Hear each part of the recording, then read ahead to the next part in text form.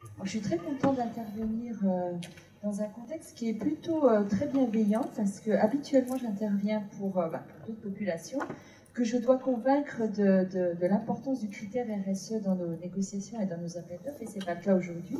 On est en plein cœur du sujet, donc ça c'est super. Alors, je suis effectivement animatrice achat responsable RSE, mais je suis également responsable des achats, une partie des achats du groupe TF1, en l'occurrence tout ce qui touche aux affaires générales, à la communication, marketing et aux prestations de services. C'est important, je tenais à le souligner parce que, en fait, on avait voulu une organisation très simple et pas complètement déconnectée de la réalité. Faire des achats responsables, il faut déjà faire des achats. Faut déjà faire des achats pour savoir ce que c'est et pour pouvoir du coup animer et piloter toute cette démarche.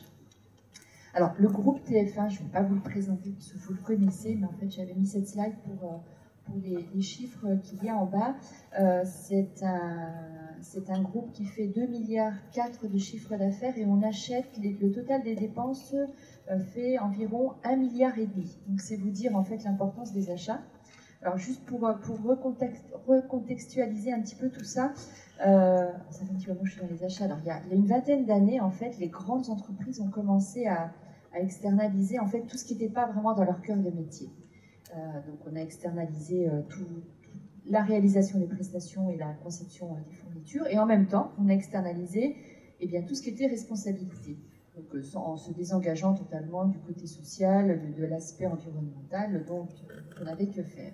Et évidemment, avec tous les soucis qu'il y a eu, les gros problèmes, je vous passe le Rana Plaza et compagnie, le travail forcé, le travail des enfants qu'on peut trouver dans certains pays, les sociétés qui, du coup, étaient très, très impactées à la fois sur leur image. Alors, quand on parle d'image, il y a une conséquence dont on n'a pas parlé. Alors, j'ai entendu plein de choses très, très intéressantes, donc ça fait vraiment plaisir. Il y a juste une chose dont on n'a pas parlé, alors c'est un peu mon côté financier qui va revenir, c'est aussi les obligations qu'ont certains grands groupes du CAC 40 avec question légale, avec le Grenelle 2, etc. Et surtout, il faut savoir une chose, c'est que quand il y a un problème qui soit environnemental ou social, c'est l'image de la société qui prend, et puis c'est directement son cours de bourse. Ça, c'est les financiers qui vous le diront, la communication financière, pour ne pas la citer. Donc, d'où l'importance, en fait, alors je vous laisse faire le ratio, 1,5 milliard de dépenses sur 2,4 milliards de chiffre d'affaires. Dans mon périmètre, c'est 750 millions d'euros, c'est un petit peu moins, mais 1,5 milliard sur, ça va faire 70% du chiffre d'affaires. D'où l'importance de se préoccuper de ce qu'on fait, avec nos partenaires et avec nos fournisseurs. Alors, juste un petit rappel, en fait, parce qu'il y a une vraie force chez TF1, c'est l'engagement de la direction générale, de la direction RSE, Catherine Puisy en l'occurrence, que je représente, qui ne pouvait pas être là ce matin. Il y a un vrai engagement sur la RSE, le développement durable, la diversité. On a signé la charte de la diversité en janvier 2010, on a obtenu le label un petit peu après. Côté achat, là plus, on a signé une charte, la charte des relations interentreprises, qui s'appelle maintenant la charte à label relations fournisseurs responsables, et on a obtenu le label relations fournisseurs responsables il y a quelques semaines. Je vous en parlerai juste à la fin. Donc il y a pour le coup un contexte qui est vraiment très favorable, une ADN, une direction générale qui est vraiment très partie prenante. Ce que j'aime bien dans cette présentation, en fait, dans cette matinée, c'est que du coup je me retrouve dans une boucle assez vertueuse. J'ai vu dans la charte EcoProd un volet sur les achats responsables, et en même temps, ce que vous avez décrit en dehors de ce volet, c'est typiquement la démarche que que la fonction achat applique lorsqu'elle va acheter. Donc je m'y retrouve complètement. On retrouve en tout cas tous les items.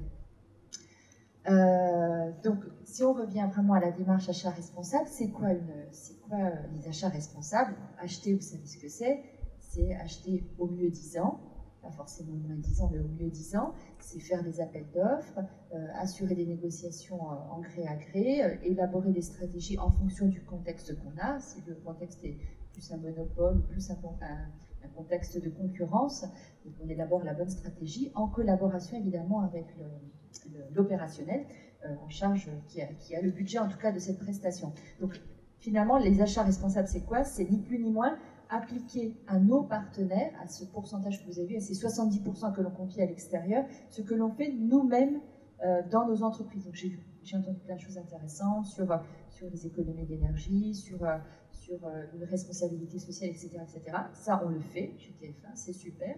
mais préoccupons-nous également de ce qu'on fait avec nos partenaires. Donc c'est au nom justement de ce principe de l'entreprise qu'on appelle l'entreprise étendue, parce que l'entreprise aujourd'hui c'est TF1, mais c'est aussi toutes les parties prenantes et tous les fournisseurs. Et puis on a déployé depuis plusieurs années, la direction s'est créée en 2008, oui, il y a 6-7 ans, et on a du coup déployé une démarche achat responsable qui a ensuite été complétée par un dispositif plus de diversité, justement parce qu'on s'était lancé dans l'obtention du label diversité. Donc une politique achat qui existe, qui est co-signée par le directeur des achats et par le directeur des ressources humaines, qui intègre un certain nombre de critères, notamment les engagements de lier des partenariats avec les parties prenantes, d'intégrer, j'en parle juste après, mais d'intégrer de façon systématique les enjeux de RSE dans nos appels d'offres et alors encore mieux dans les cahiers des charges, pour une meilleure prise en compte justement de ces principes-là. Alors pour arriver à faire ça, il faut déjà connaître un peu les risques qui existent sur les différents périmètres. Vous ne pouvez pas commencer à mettre dans un cahier des charges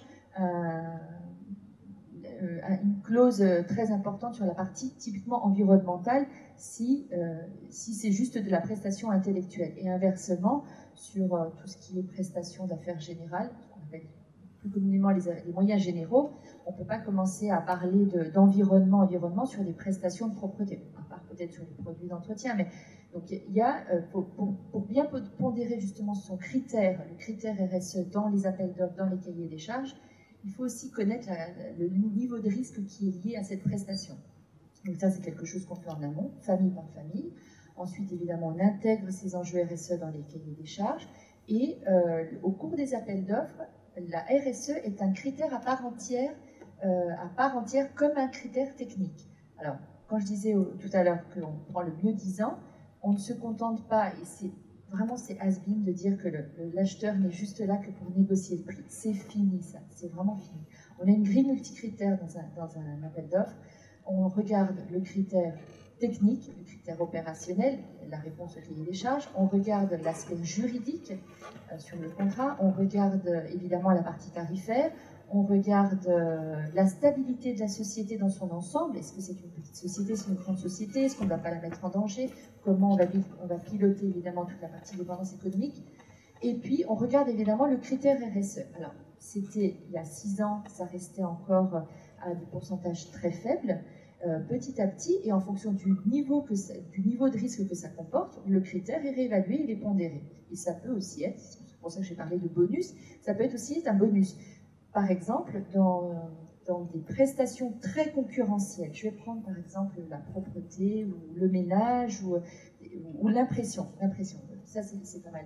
Tout ce qui est travaux d'impression, ce sont des marchés qui sont très concurrentiels, où finalement on arrive à avoir 2 voire 3 fournisseurs qui se tiennent dans un mouchoir de poche, parfois même à quelques centaines de milliers, à quelques milliers d'euros près, avec des réponses au cahier des charges qui sont très identiques, en tout cas qui répondent à notre demande. Ce qui fait de plus en plus la différence, c'est le critère RSE. Là, je vais avoir le cas sur l'impression du catalogue télé-shopping. Je peux pas en dire plus parce que le résultat va tomber la semaine prochaine. Ça se tient à quelques euros près sur le catalogue, et ce qui va faire la différence, c'est justement l'empreinte écologique du fournisseur qui va être retenu. Donc ça, c'est pour vous dire aussi l'importance des enjeux RSE. Ensuite, évidemment, on a outillé notre politique en insérant des clauses dans les contrats, des clauses développement durable diversité. Sur les aspects diversité, on lie vraiment des partenariats avec des sociétés issues de la diversité.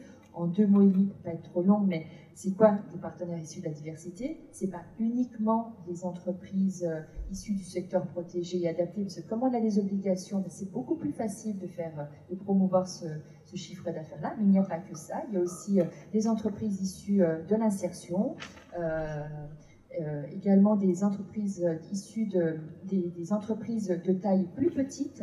On essaye de faire travailler des entreprises beaucoup plus petites, encore une fois, sans les mettre en danger, mais on essaye de leur confier des lots d'appels d'offres. On arrive aussi à lotir, c'est-à-dire à séparer, à segmenter des gros appels d'offres pour en faire des plus petits, pour permettre justement à des entreprises plus petites de répondre au cahier des charges. Et pour terminer, aussi on essaye... TF1 est bien franco-français, mais quand même, on essaye de privilégier, ça il ne faut pas le dire, on n'a pas le droit normalement, mais de privilégier le maillage géographique pour justement préserver l'empreinte écologique et éviter d'aller en acheter en Pologne, pour la logistique, en Allemagne, pour l'impression, etc., etc. Donc voilà, et puis alors pour réaliser, c'est un petit peu dans le désordre, mais pour réaliser justement nos cartographies, on fait évaluer les fournisseurs, mais ça je l'ai retrouvé dans la démarche EcoProd, via un questionnaire qui aujourd'hui est fait par Ecovadis, qui va interroger nos fournisseurs et relever éventuellement des risques. Beaucoup de sensibilisation aussi en interne, moi je fais pas mal de formation, etc. Et puis de formation également dans l'entreprise, notamment à la diversité, lorsqu'on a lancé le label diversité à 500 personnes du groupe du TF1. Rapidement, une démarche achat responsable, elle se pilote comme toute autre démarche, c'est-à-dire on a une politique, des processus, on fait des actions, il y a un reporting évidemment, je fais aussi du tableau de bord, pas beaucoup, 3 indicateurs sont suivis, uniquement 3 indicateurs, je fais pas mal de veille, de la communication, voilà, tout ça, ça retrouve vraiment au centre de l'engagement de TF1 sur la RSE et SWOT, c'est la matrice... je ne l'ai pas amené là pour pas vous flinguer la matinée. SWOT, ça veut dire en fait strengths, weaknesses, tout à fait. Opportunities et stress. En gros, c'est le contexte favorable, pas favorable et quelles sont les opportunités ou les menaces qui pèsent sur la démarche. C'est un slide que Catherine m'a proposé de compléter parce qu'elle insiste aussi beaucoup sur l'importance de la charte pour TF1 qui est pour le coup un levier vraiment vertueux. Elle me disait qu'en tant que grand donneur d'ordre, il y a une vraie prise de conscience de cette position pour impulser une dynamique positive. C'est vrai que le mot vertueux et positif a toute son importance. Alors, il y a quelque chose qui m'a beaucoup surpris, c'est que le secteur de l'audiovisuel n'était pas forcément le plus sensibilisé. C'est pas forcément ce que je vois depuis 6 ans, parce que je touche quand même à beaucoup de secteurs. Et effectivement, alors autant la production audiovisuelle n'est pas dans mon périmètre, elle est chez un de mes collègues, on n'est que 4 responsables de pôle, donc on se parle. Et effectivement, c'est ce qu'il me disait, que c'était pas encore complètement dans une démarche bien ancrée, mais que ça le devenait de plus en plus. Bon, évidemment, c'est un point de départ d'une démarche environnementale, c'est pas contraignant, c'est progressif, c'est tout ce qui compte. Après, là, l'ambition de mener les entreprises qui souhaitent vers d'autres formes de reconnaissance, des labels ou autres démarches qui seraient inspirées des ISO 26000. Alors, on a beaucoup parlé des coacs, donc je ne reviendrai pas, et maintenant j'ai bien compris, c'est effectivement très intéressant. Et puis c'est le reflet d'une démarche achat responsable, je l'ai dit au début. Je crois que la démarche de Catherine en termes de RSE et la mienne sur les achats responsables sont venues vraiment en même temps, donc on a mené ça chez TF1 de façon vraiment parallèle, avec des rencontres vraiment de façon très régulière. Ça, je trouvais que c'était intéressant. J'ai repris la démarche EcoProd et j'ai voulu faire le parallèle sur la démarche achat responsable, sans vous les reciter, parce que vous les avez, ils sont déjà cités dans les documents. Mais typiquement, c'est le critère RSE qui est pris en compte dans notre démarche TCO. Je vous disais tout à l'heure qu'on prend en charge différents critères dans un appel d'offres. La démarche TCO, c'est le Total Cost of Ownership. En gros, quelqu'un l'a très bien dit dans la conception, c'est qu'on prend en compte, lorsqu'on conçoit ou qu'on pense à une prestation ou à une fourniture, on ne regarde pas que le coût de sa fabrication ou de sa livraison. On regarde tout ce qui est en amont, les frais de R&D, la conception, etc., et les éventuels coûts de recyclage, voire même les coûts d'audits sociaux qu'on arrive à mettre bout à bout. Donc le critère RSE est vraiment pris en compte dans cette démarche-là, je trouvais ça très intéressant. Moi, je me retrouve aussi dans cette démarche parce qu'on fait aussi de l'innovation environnementale et de l'éco-conception avec nos fournisseurs. Je dis toujours, c'est pas moi qui ai l'expertise de cette prestation. Justement, si on a externalisé ça, c'est qu'on n'avait plus, c'était plus dans notre cœur de métier, c'était plus dans notre expertise. Donc, le sachant, c'est pas moi, c'est mon fournisseur. Donc, on met en place des comités d'innovation, on réfléchit bien avant la fin d'un contrat à qu'est-ce que sera l'après-contrat et on fait de l'innovation environnementale et aussi sociale, puisqu'on a beaucoup d'exemples là-dessus. On regarde également, lorsque l'on fait un appel d'offres, on regarde également l'empreinte environnementale, je vous en ai parlé tout à l'heure, l'empreinte environnementale de la prestation et du fournisseur. Et puis, évidemment, un point important lorsque vous parlez d'échanges avec les clients et les fournisseurs, c'est toute cette sensibilisation et l'importance de communiquer sur ces actions vertueuses, parce que c'est pas que du greenwashing, c'est pas que ça. C'est une démarche pragmatique, et pour le coup, je parle de ce que je connais chez TF1, c'est sincère et ça marche. Ça permet d'avancer. Juste un petit mot pour conclure, c'est évidemment le label Relations fournisseurs responsables que TF1 a obtenu sur la partie, hors droit, donc les 750 millions d'euros dont je vous parlais tout à l'heure. C'est une vraie récompense en fait pour la démarche achat. Ça vient récompenser le fait de garantir des relations durables et équilibrées avec leurs fournisseurs, mais pas que. Le label, c'est 12 critères. Et les plus importants, c'est ceux que je vous ai mis là, c'est évidemment le respect des délais de paiement, parce qu'on voit trop, des retards de paiement qui coûtent un certain pourcentage du PIB. La médiation en parle beaucoup mieux que moi, mais ça coûte quelques millions, voire quelques milliards d'euros aux entreprises et surtout aux petites entreprises pour qui la barre de trésorerie est quand même très importante. Donc là-dessus, on a été récompensé sur le respect du délai moyen. C'est évidemment l'intégration des facteurs environnementaux et sociaux dans les processus d'achat. Donc là, c'est pareil, on a été audité par un cabinet qui s'appelle Vigéo, qui a vu qu'on avait mis en place un vrai processus, qu'on avait des résultats et qu'on communiquait dessus. Et puis après, la professionnalisation de la fonction achat, parce qu'évidemment, on ne peut pas faire tout ce qu'on fait sans avoir des vrais acheteurs qui ont de l'expérience, qui viennent de ce métier et qui savent travailler aussi en binôme avec toutes les entités de la société. Et le principe du coût total dans les appels d'offres, ça je vous en ai parlé, ça revient à dire aussi qu'on intègre également d'autres critères que ceux du prix. Et donc voilà, ça vient évidemment reconnaître la sincérité de cette démarche. Je crois que je vous ai tout dit. J'avais pris plein de notes, mais évidemment, comme d'habitude, je n'ai pas tourné mes pages. Je ne sais pas faire deux choses en même temps, en fait.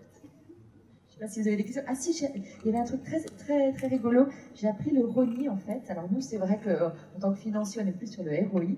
Mais le RONI me plaît bien. Ouais, mais je trouve ça très intéressant. Je pense que je vais essayer de le placer. Et pour le coup, ROI, c'est important parce que il y a encore 3-4 ans, on me disait oui, mais bon, acheter responsable, t'es gentil, acheter au secteur protégé, t'es gentil, mais moi, ça va me coûter plus cher. Ben, je suis désolée, mais acheter responsable, ça coûte pas plus cher. Ça coûte pas plus cher. Ça coûte soit le même prix, soit moins cher, mais ça coûtera pas plus cher au final.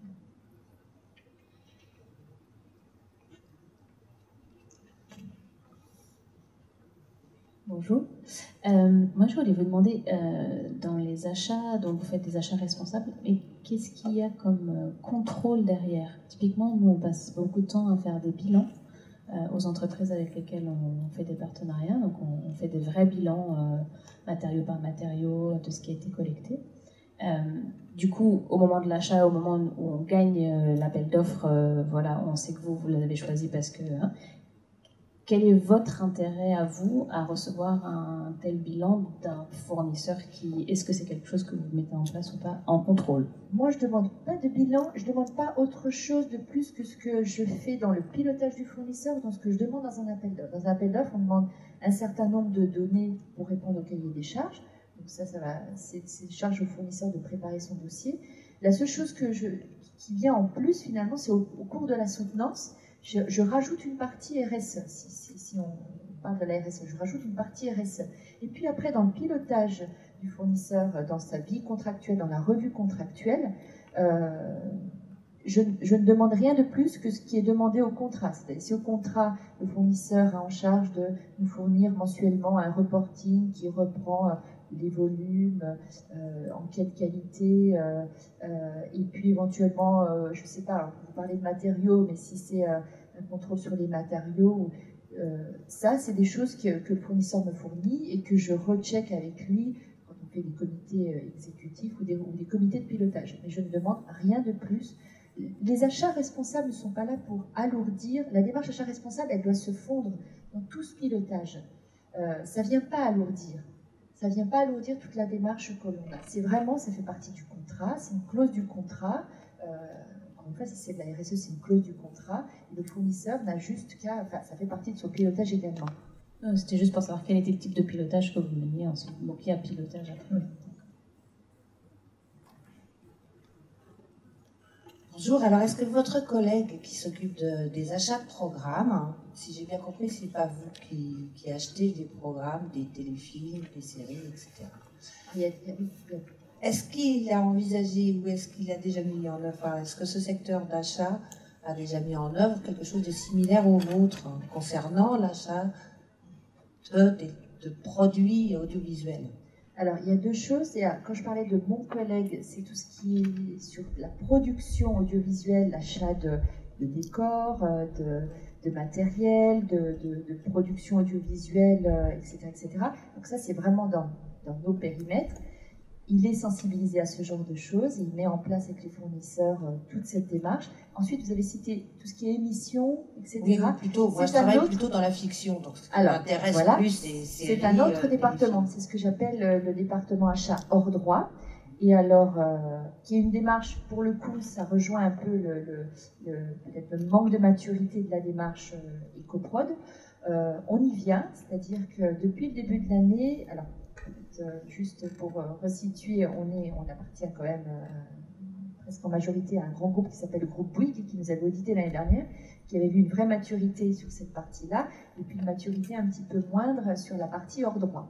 Donc depuis le début de l'année, on a lancé des évaluations, ce que j'appelle les évaluations EcoVadis, auprès des producteurs. Il y en a une quinzaine, entre 15 et 18 producteurs qui sont en cours d'évaluation par EcoVadis, qui sont encore juste au stade du questionnaire, mais je préfère y aller doucement et on y arrivera. Et je suis en train de concevoir une formation achat responsable et RSE pour la population des acheteurs de cette direction, qui va être dispensée en septembre. Et c'est une bonne nouvelle parce que quand vous travaillez sur le terrain, comment convaincre un producteur si celui qui achète ses produits ne le contraint pas d'une certaine manière ou ne valorise pas de cet aspect-là? Je suis très contente de l'entendre parce qu'on y vient, ça a pris beaucoup de retard par rapport évidemment à notre démarche à nous, qui ne dépend pas de moi, cette direction ne dépend pas de moi, mais on y arrive. Et je vous dis, évaluation EcoVadis, questionnaire, on aura une cartographie en juin. Je conçois la formation, elle sera dispensée en septembre, octobre. Quand vous voulez, je vous aide. Ah ben, très bien.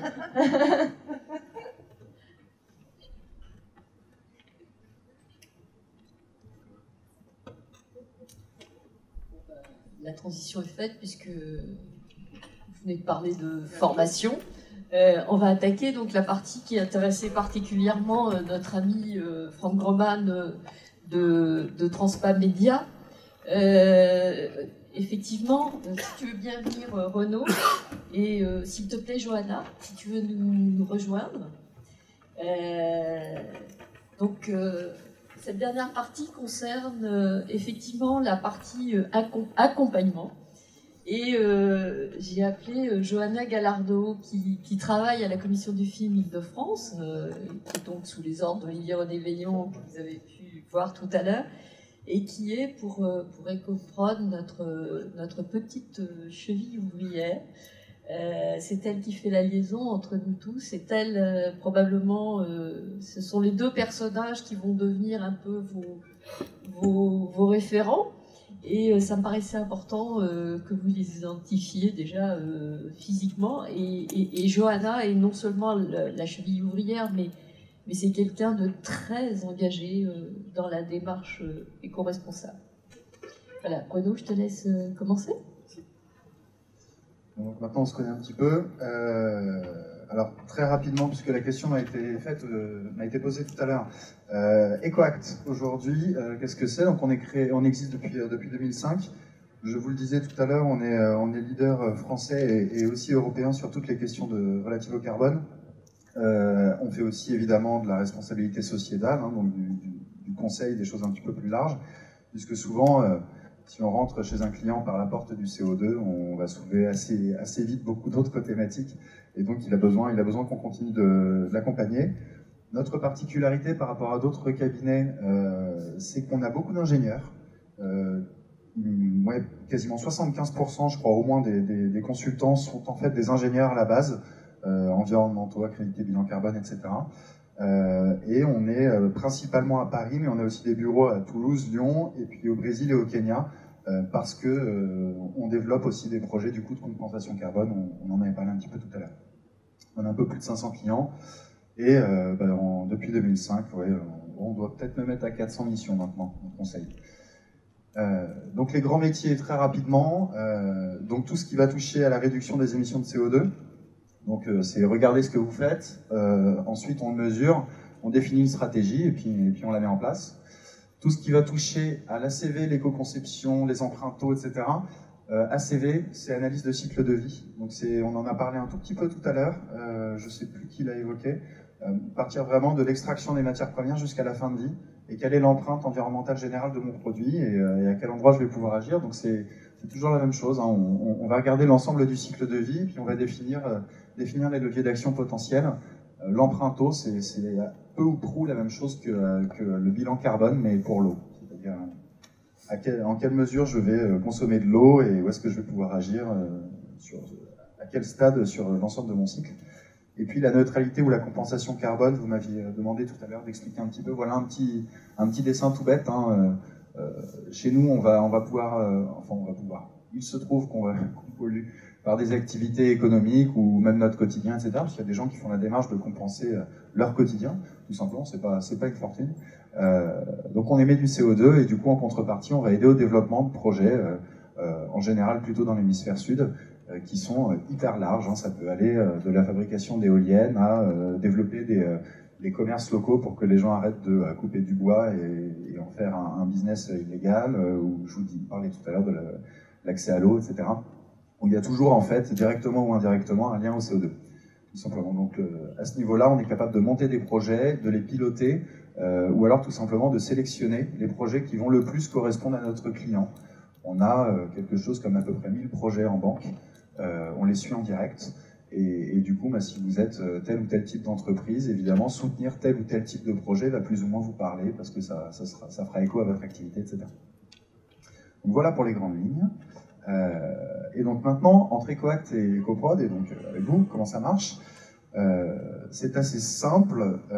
L'idée, c'est que EcoAct intervient pour valider que la démarche qui est mise en place est quelque chose de robuste sur le plan environnemental. Donc c'est pour ça qu'on a travaillé déjà en amont, avant aujourd'hui, sur le contenu de la charte et le questionnaire. Donc encore une fois, c'est quelque chose de large, qui n'est pas forcément exhaustif, mais qui permet déjà de dresser de bons premiers jalons. Et ensuite, on s'est mis d'accord tous les deux, en se disant comment on pourrait faire pour aider ces entreprises, parce que si ça leur parle, il ne faut pas les laisser toutes seules, il faut pouvoir les accompagner.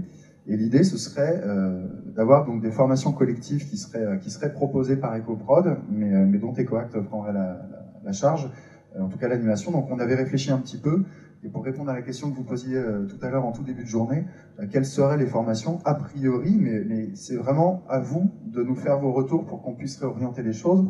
On s'était dit, pourquoi pas commencer en se disant comment sensibiliser et comment organiser la démarche, avoir une info là-dessus sur concrètement, quand j'ai les mains dans la glaise, comment je dois progresser pour pas perdre mon temps, pour être efficace tout de suite, pour organiser à quoi je dois penser. Et ensuite, que faire en interne, que faire en externe, puisque le questionnaire a aussi été un peu pensé comme ça nous paraissait logique.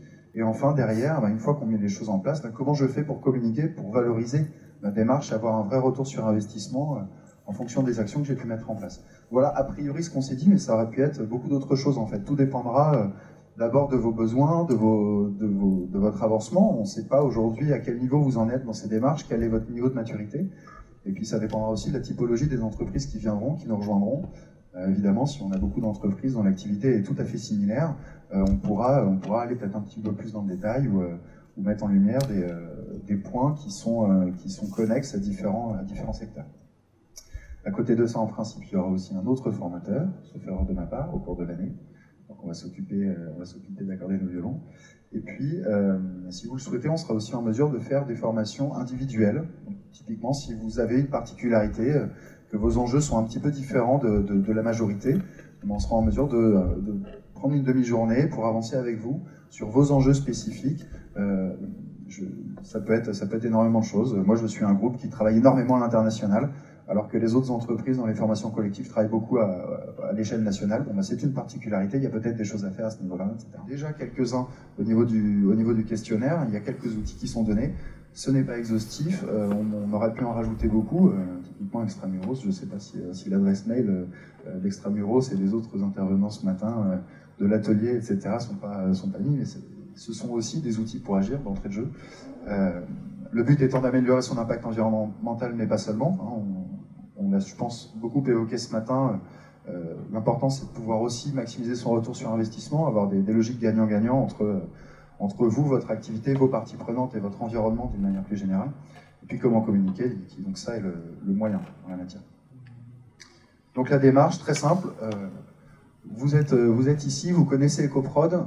N'hésitez pas à nous faire part de vos besoins, de vos attentes, très concrètes de vos problématiques.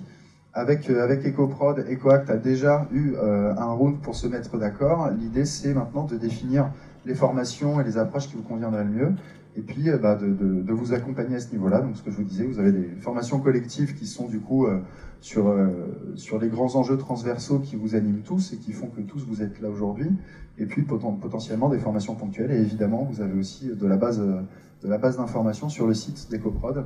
Je pense à l'outil Carbon Clap, mais il y a aussi beaucoup d'autres choses à aller voir qui, a priori, devraient vous permettre de lancer les premières actions. D'ailleurs, la présentation sera disponible sur notre site et on est à votre écoute et très attentif à tous vos retours, à tous vos besoins que vous exprimerez à ce sujet-là. Donc on est à votre disposition, n'hésitez pas. Voilà. Donc maintenant, pardon, vous avez une question, allez-y. Oui, formation pour formation. Nous, ça fait 4 ans que nous accompagnons Primi en PACA. Voilà. Bonjour, François Landriot, 6 pieds sur terre. Voilà, ça fait 4 ou 5 ans qu'on accompagne Primi en PACA pour, entre autres, des formations. La première formation qu'on a montée, c'est sur la lumière, je crois qu'elle était assez intéressant, hein, pour toute la production audiovisuelle. Cette semaine, il y a un cycle de conférences à Nice et à Marseille avec des formations, sensibilisation pour les décisionnaires et une grosse formation sur la régie. Donc on avance pas mal là-dessus. Je rappellerai, et aussi pour répondre à monsieur avec sa flotte de 240 camions, les premières formations qu'on a mises en place pour Primi sont des formations éco-conduite. On parle de transport doux, d'alternatives. Quand on a une flotte de 240 camions, je pense que la premier investissement avec un ROI assuré, c'est d'aller former ses chauffeurs. La dernière formation qu'on a faite en poids lourd la semaine dernière, pas du tout pour l'audiovisuel, mais ça revient à conduire un poids lourd. Voilà, sur 4 chauffeurs, on a 25% de réduction des consommations d'essence. Voilà, après une journée de formation pour 4 chauffeurs. Voilà, et c'est des scores qui peuvent atteindre 50 ou plus de 60% de réduction des consommations de carburant. Voilà, et évidemment d'émissions de CO2. Donc voilà, il y a des choses en route. On peut aussi continuer à se parler, se rencontrer pour savoir comment faire des synergies. Merci beaucoup. C'est un témoignage très intéressant puisque nous, au niveau du pôle Média Grand Paris, qui est donc une des composantes du collectif, nous proposons cette année d'accompagner, alors là, individuellement, 10 entreprises de notre réseau, et effectivement chacun a ses problématiques particulières. Là, 246 véhicules, si j'ai bien écouté tout à l'heure. 260, ça monte. Ce sont nos véhicules, nous, ce ne sont pas nos chauffeurs, mais par contre, on peut sensibiliser. Voilà, mais typiquement, il a un problème de flotte de véhicules qu'on ne va pas retrouver sur l'ensemble des 10 entreprises, loin de là. Et effectivement, votre initiative peut nous intéresser, et c'est là où réside le plus de l'accompagnement individualisé, en dehors des formations collectives qui sont préalablement indispensables aussi. Je voudrais juste prendre aussi parole et faire un peu le lien entre ce qui se dit. Effectivement, je crois que c'est vraiment la synergie aujourd'hui qui est très importante. Il y a notamment sur cette problématique transport. Il y a un outil très bien qui s'appelle Objectif CO2, qui est développé par l'ADEME, qui est un partenaire à vous, visiblement aussi. C'est un outil opérationnel qui, bien sûr, conseille sur l'éco-conduite, mais aussi sur le management organisationnel, l'entretien des véhicules. C'est un outil gratuit qui permet d'être financé par l'ADEME. Donc je pense que toutes ces initiatives contribuent finalement à optimiser la démarche et avec chacune sa spécificité. Je prends parole également en tant que membre de la FFM2E comme Alain et aussi porteur de projet d'une matériothèque un peu différente de celle dont on a entendu parler, mais qui permet justement d'envisager la conception de projets via des matériaux, des ressources matériaux qui correspondent à des critères d'éco-conception. Et voilà, donc je pense que ce qui est important, c'est d'ouvrir les visières, où notamment le site Tamat, et donc cette matériothèque dont je parle, est référencé par EcoProd, donc vous pourriez trouver le lien dessus. Et plus on bâtit ensemble ce projet ambitieux, mieux on avancera et il ouvrira, je pense, sur effectivement l'organisationnel et la synergie des démarches et l'apprentissage. Parce que finalement, effectivement, on est toujours dans une démarche d'optimisation et d'amélioration. Ben, je crois qu'on est complètement d'accord en fait. Et en fait, quand vous allez rentrer chez vous, et c'est un peu ce qui a marqué là, on espère que vous allez aller sur le site pour remplir le questionnaire et vous verrez, plus on a 2 E, plus justement il y a marqué des choses, et quand on a 3 E, il y a marqué venez, venez, on a besoin de vous pour vos retours d'expérience. En gros, c'est ça. C'est évidemment une vraie valeur ajoutée que vous avez déjà aujourd'hui, là dans cette salle. Il y a sûrement énormément de retours d'expérience. On en a eu un petit peu tout à l'heure, on en a eu par des témoignages, etc. Il y a forcément plein d'idées, plein de solutions qui existent déjà. Il faut juste les faire émerger, les partager, les valoriser, pourquoi pas les améliorer, et puis sinon combler les creux éventuels, et organiser tout ça, faire un peu les chefs d'orchestre et se dire, ok, la démarche, on va la gérer de cette manière-là, on va la séquencer de cette façon-là pour qu'il y ait une logique, pour qu'on ne perde pas le cap, qu'on ne se perde pas dans des actions qui nécessitent peut-être pas d'y passer trop de temps, etc. Mais en effet, cet échange, cette innovation collaborative, elle est tout à fait primordiale et c'est là qu'il y a une vraie richesse. On parlait tout à l'heure des fournisseurs qui savent plus que des donneurs d'ordre parfois. En effet, c'est des gens qui ont les mains dans la glaise, hein, qui savent très bien comment organiser leur plan de travail, comment réutiliser tel déchet, etc. En général, c'est beaucoup comme ça que ça se passe. Donc effectivement. Et ça fait une assez bonne transition, puisque derrière, vous voyez que on attend vos retours pour pouvoir corriger plus ou moins les questionnaires ou les compléter. Et puis évidemment, faites-nous savoir si vous êtes intéressé par ces sessions collectives ou particulières pour qu'on puisse organiser ça. L'idée, évidemment, est de trouver suffisamment de personnes et donc une date. Pour faire ça, on part sur un format d'une demi-journée à peu près par formation, avec à l'issue déjà des questionnaires de satisfaction pour être sûr que nous on fasse du bon boulot, et puis des outils très concrets, des guides qui vont vous permettre d'agir derrière et de passer à l'étape d'après, tout simplement. Est-ce qu'on peut signer la charte en son nom propre? Ça c'est toi. En tant que professionnel. En tant que professionnel et non, non, parce que c'est la charte de l'entreprise audiovisuelle, donc... Encore une charte. Voilà, on fera une charte pour les professionnels la prochaine fois, effectivement, mais de toute façon, tu es déjà identifié. Hein. Merci. Je vais juste poser une question. Je voudrais savoir si vous donnez des conseils aussi pour l'amélioration thermique des bâtiments. Alors spécifiquement sur l'amélioration thermique des bâtiments, ce qu'on va pouvoir faire, c'est pas moi qui m'occupe de ça aujourd'hui, néanmoins, dans l'entreprise, néanmoins, tout ce qui va être évaluation de la consommation, on va être en mesure de faire ou de vous trouver des personnes qui sont capables de faire. Et puis derrière, aujourd'hui, il y a les certificats d'économie d'énergie. Je ne sais pas si vous voyez ce que c'est. Oh, je vois, très bien. D'accord. Donc en fait, si on n'est pas en mesure de le faire, on a des partenaires qui sont capables de nous épauler là-dessus. Est-ce que je réponds à votre question? En fait, oui. Du coup, vous faites pas vous-même de conseils en matière d'amélioration thermique du bâtiment. Tout va dépendre de ce qui se cache derrière, en fait. Voilà. Tout à fait. Donc, c'est pas vous qui pouvez prendre une qualité architecturale en même temps que de rénovation On a sans doute des ressources internes, mais il faut que j'en sache plus pour pouvoir demander aux bonnes personnes. Voilà, je vous en prie.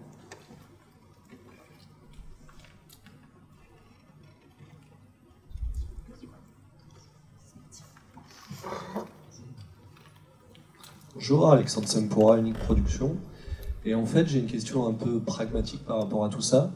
C'est de savoir, est-ce que dans les faits, en fait, du coup, il y a un label? Et si effectivement il y a un label, est-ce qu'il y a une de soit EcoProd, soit EcoAct, mais j'imagine plutôt EcoProd, enfin, s'il y a une sorte de contrôle ou quelque chose? Parce que nous, après, on peut faire les choses, mais est-ce qu'on est totalement en main libre? Ou est-ce qu'après, il y a un retour, effectivement, pour valider? Parce qu'en fait, on peut dire qu'on fait ci, qu'on fait ça, mais dans les faits. C'est une question qu'on s'est beaucoup posée. Je ne sais pas si ça apparaît d'ailleurs dans la charte, mais cette charte est considérée comme je dirais la première marche vers une démarche de certification. Par contre, toutes les démarches de certification vont bien plus loin que les certifications environnementales, puisqu'elles sont et environnementales et sociétales. Dans ce cas-là, bien sûr, il faut élargir le cercle du collectif et prendre des partenaires comme la FICEM, qui est plus en charge dans le domaine de l'audiovisuel des démarches de certification. Mais déjà, pour la charte, nous avons été accompagnés par des organismes type AFNOR, d'ailleurs c'est l'AFNOR qui nous a accompagnés pour élaborer cette première démarche, vraiment pour être déjà sur les traces, les premières marches de cette démarche de certification. Donc aujourd'hui, c'est plutôt une référence. On espère que ça deviendra effectivement une certification, mais bon, les démarches de certification sont longues et après elles sont onéreuses aussi parfois pour les entreprises. Donc là, on espère que de nombreuses sociétés vont s'engager dans la démarche, ce qui pour nous facilitera aussi nos démarches après vers une certification. En attendant, vous aurez juste le petit sigle dont j'ai parlé au départ, mais vous n'étiez pas arrivé. Mais je vous remercie, alors vous particulièrement, parce qu'en plus vous avez servi de testeur à la démarche EcoProd, vous avez servi de testeur à ce questionnaire, et vous avez été parfois très très critique, ce qui nous a beaucoup aidé. Je vous en remercie et je sais que vous serez les premiers à avoir le tampon d'EcoProd, dont vous pourrez vous servir effectivement dans toutes vos démarches de communication. Mais on ne s'arrêtera pas à la communication, ça vous pouvez compter sur nous, on ira vers la certification.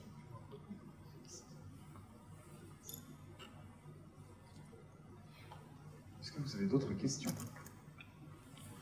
Quand vous parlez... Bonjour.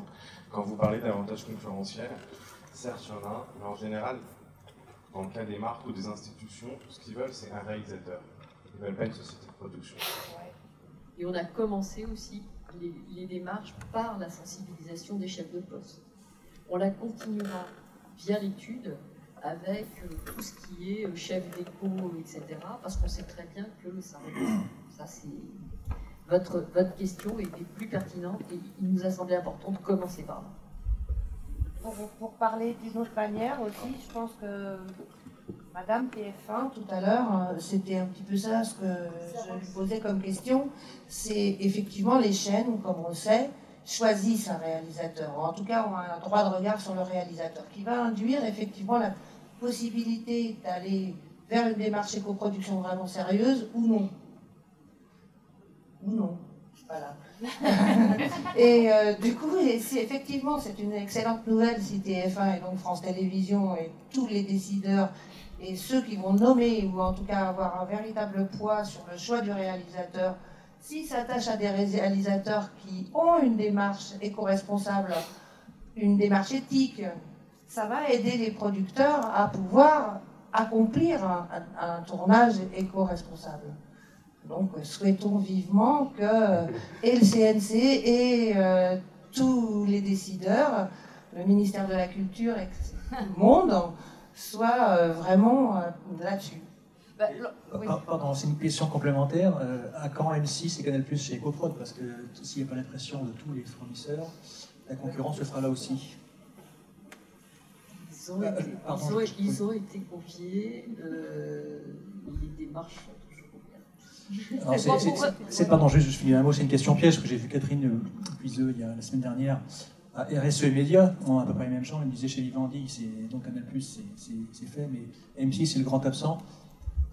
Ça serait bien qu'il soit chez vous aussi, chez vous. Non, c'est juste. Je crois que l'enjeu pour nous tous, c'est en fait de démontrer que l'éco-conception en production ne va pas à l'encontre de la créativité, de l'originalité et voilà, de la différence.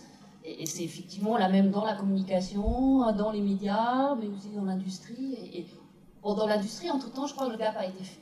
Mais c'est vrai que dans nos métiers, c'est pour ça qu'on milite dans l'événementiel, vraiment pour ce claim-là. C'est plutôt améliorer et encore mieux faire que de ne pas, justement, de ne pas faire. Donc voilà, c'est un faux problème, je crois. Exactement, je pense qu'il faut plus le voir comme un moyen que comme une fin, en fait. Être éco-responsable, déjà, je pense pas qu'on puisse un jour cocher la case en disant « ça y est, c'est bon, je suis éco-responsable ». C'est un chemin. En revanche, on peut prendre un chemin un petit peu plus intelligent qu'un autre, c'est là où il faut réfléchir un peu. Et il faut bien avoir conscience que c'est un moyen pour faire son métier peut-être plus facilement, peut-être plus en cohésion avec ses valeurs ou celles des personnes qui nous entourent, peut-être d'une manière plus pérenne aussi, peut-être d'une manière plus indépendante, etc. Mais c'est un moyen. Être éco-responsable en soi, c'est très bien, mais c'est pas une fin, spécialement pour une entreprise. En revanche, je pense qu'à terme, c'est nécessaire. Bon, et je pense pour terminer avec les réalisateurs, je pense qu'il y a des réalisateurs qui sont...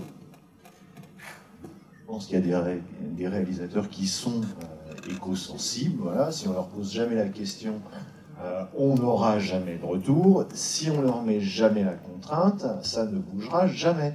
Or, la création, elle se fait aussi dans la contrainte imposée. Voilà. Et je pense qu'il n'y a rien de plus dur en créa de n'avoir aucune contrainte, donc on peut aussi rajouter celle-là au réel.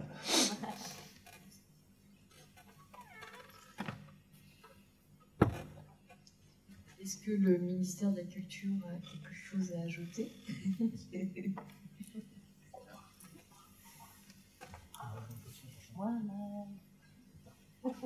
Disons que tout ce qui est préoccupation environnementale font partie de celles qui ont été transmises par le Premier ministre à toutes les administrations, le ministère de la Culture y compris, et il y a un volet aussi audiovisuel. D'où votre présence. C'est bravo d'ailleurs. Non, mais le ministère de la Culture est très impliqué et aussi sera à nos côtés dans l'étude que nous allons lancer sur la gestion des déchets. Écoutez, ça a été un plaisir de converser avec vous, de vous présenter cette charte de l'entreprise audiovisuelle. J'espère que dès demain, quand il sera en ligne, vous allez tous vous précipiter. On mettra donc la liste des personnes que vous pouvez contacter. Johanna pour la commission du film, Renaud pour l'accompagnement EcoAct et l'accompagnement que vous pourrez faire collectivement avec les formations d'EcoProd. Moi-même pour l'accompagnement des entreprises du pôle média Grand Paris. Et puis on espère que vous allez faire plein d'émules tout autour de vous. Vous allez devenir des prosélytes de notre charte EcoProd pour l'entreprise de l'audiovisuel. Merci à tous.